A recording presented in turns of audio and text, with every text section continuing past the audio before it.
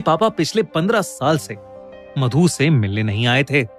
मधु की माँ अक्सर ग्वालियर जाती थी, लेकिन वो कुछ ना कुछ बहाना करके हमेशा ही मधु को ग्वालियर जाने के लिए मना कर देती थी। और इसलिए मधु अपने माँ बाप दोनों से बेहद नाराज रहती थी।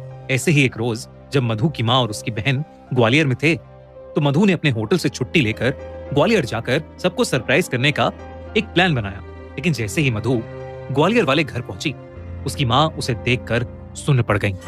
ऐसा लग रहा था मानो कुछ घोर अनर्थ हो गया हो। मधु की माँ एकदम से बहुत ज्यादा घबरा गई और वो मधु को वापस दिल्ली जाने की भीख मांगने लगी। मधु को यह बहुत अजीब लगा। उसने अपनी माँ से कहा कि वो अपने पापा से मिलने आई है और उनसे मिले बिना वो कहीं नहीं जाएगी। देर रात हो चुकी थी। मधु की माँ ने उसे बहुत समझाया, लेकिन मधु नहीं मानी। उस रात काफी देर हो चुकी थी, लेकिन उसके पापा अभी तक घर नहीं आए थे, ना ही उनका फोन लग रहा था। मधु की माँ बहुत ज्यादा परेशान हो गई थी और वो अभी भी बार बार मधु से वापस जाने की विनती कर रही थी। अपनी माँ की ऐसी बातें सुनकर मधु का दिल टूट गया था। उसे लगने लगा कि शायद उसके पापा उससे मिलना ही नहीं चाहते, और इसलिए उसने अपनी माँ की बात मान ली और वो घर से रेलवे स्टेशन के लिए निकलने ही वाली थी कि अचानक उसे चक्कर आने लगे और वो घर की चौखट पर बेहोश होकर नीचे गिर गई। उस रात उसे एक सपना आया कि उसके पापा ग्वालियर फोर्ट में भूल भुलैया में फंसे हैं और मधु को ढूंढ रहे हैं, और ढूंढते ढूंढते वो ग्वालियर फोर्ट की छत पर पहुंच गए हैं। तभी उन्हें वहां एक लड़की दिखी जो मधु की तरह दिख रही थी, लेकिन जैसे ही उसके पापा उस तक पहुंचे, उन्होंने देखा कि वो मधु नहीं बल्कि एक भयानक औरत है जिसका आधा सर है ही नहीं। और ये देखते ही वो ग्वालियर फोर्ट की उस छत से नीचे गिर गए। उनके नीचे गिरते ही मधु की चीख निकली, पापा! और मधु की नींद टूट गई। सुबह हो चुकी थी और उसके घर पर भीड़ इकट्ठा थी। मधु की माँ ने उसे बताया कि कल रात मधु के पापा ने ग्वालियर फोर्ट की छत से कूदकर अपनी जान दे दी। जब ये बात मधु ने सुनी तो उसका दिल पूरी तरह चकनाचूर हो गया। सब लोगों के जाने के बाद वो तुरंत अपनी माँ को साइड में ले गई और अपने सपने के बारे में बताने लगी। और तब उसकी माँ ने मधु को कुछ ऐसा बताया जिसे सुनकर मधु की रूह कांप गई। दरअसल 15 साल पहले जब मधु छोटी सी थी, तब उसके पेरेंट्स उसे ग्वालियर फोर्ट घुमाने लेकर गए थे। उस दिन फोर्ट में बहुत भीड़ थी, जिसकी वजह से छोटी सी मधु अपने पेरेंट्स से अलग हो गई थी। वो मान सिंह महल के सबसे नीचे वाले फ्लोर में फंस गई थी। दोस्तों, गुजर ग्राउंड था। वो उस ग्वालियर फोर्ट की एक ऐसी जगह थी जहां अक्सर कम ही लोग जाते थे। उस जगह को रात में अक्सर बंद कर दिया जाता है, क्योंकि लोग कहते हैं कि ग्वालियर फोर्ट की उस जगह में रात को मुगलों और अंग्रेजों के जरिए मारे और सताए गए राजा रानियों की आत्माएं भटकती हैं। इन्हीं सब बातों से मधु के पेरेंट्स का डर बढ़ता जा रहा था, लेकिन फिर भी उन्होंने गार्ड्स को बताया कि उनकी बेटी मधु अंदर रह गई है। वो सब मिलकर मधु को ढूंढने लगे।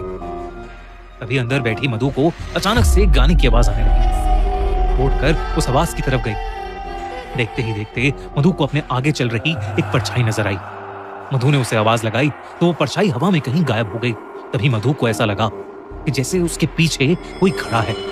वो पलटी तो उसने देखा कि सफेद लहंगे में एक औरत उसके सामने खड़ी है। उस औरत का भयानक चेहरा देख नन्ही सी मधु की चीख निकल गई। उसका आधा चेहरा था ही नहीं और उसके हाथों और पैरों में कीड़े चल रहे थे। ये देखकर मधु बहुत ज्यादा डर गई और भागकर किसी कमरे में घुस गई। उसने दरवाजा अंदर से लॉक कर लिया और जोरों से रोने लगी। तभी उसे दीवार खुरचने की आवाज आई और उसने देखा कि वही औरत उस कमरे के एक कोने में बैठी दीवार पे कुछ मंत्र लिख रही है। उसके हाथ में सफेद रंग का पाउडर है। मधु उसे देखकर वहीं जम गई। तभी उस औरत ने अपना चेहरा धीरे से पलटा और मधु की तरफ रेंगती हुई आने लगी। उसने मधु की आंखों में झांका और उसके माथे पर वो व्हाइट पाउडर लगा दिया। मधु को तभी चक्कर आने लगे और वो वहीं बेहोश हो गई। अगली सुबह मधु का बेहोश शरीर अपने आप उसी पॉइंट से मिला जहां से उसके पापा ने छलांग लगाई थी। इसके बाद मधु उठी ही नहीं। उसके पेरेंट्स उसे कई डॉक्टर्स के पास लेकर गए, मगर कोई समझ ही नहीं पाया कि आखिर वो बेहोशी की हालत में क्यों फंस गई थी। उसकी सांसें तो चल रही थीं, लेकिन वो अपनी आंखें खोल ही नहीं पा रही थी। ऐसा लग रहा था कि जैसे वो कोमा में चली गई हो। तब मधु की माँ एक पंडित को बुला के लाई, जिन्होंने मधु को देखते ही बता दिया कि मधु को महल की एक मरी हुई रानी की दासी का श्राप लग गया है, जिसकी आत्मा वहां अपने मौत का बदला लेने के लिए भटक रही है। उन्होंने बताया कि मधु के अंदर एक शैतान वास करने लगा है और वो धीरे धीरे मधु की जान ले लेगा।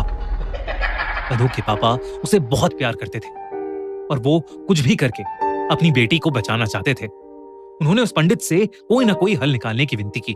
उन्होंने कहा कि मधु के अंदर की शैतानी आत्मा के प्रभाव से बचने के लिए किसी को मधु के बदले अपनी बलि देनी होगी, जिसमें उस इंसान को उस आत्मा की गुलामी करनी होगी, जिसमें शायद उनकी जान भी चली जाए। मधु के पापा ने कहा कि वो जिंदगी भर उस आत्मा की गुलामी करेंगे, लेकिन मधु को कुछ नहीं होने देंगे। उस पंडित ने एक बहुत बड़ी पूजा की, जिसमें मधु और मधु के माँ बाप साथ में थे। पूजा के दौरान मधु ने आंखें खोली तो उसकी पूरी आंखें लाल थीं और वो उस पंडित को बुरा भला कहे जा रही थी।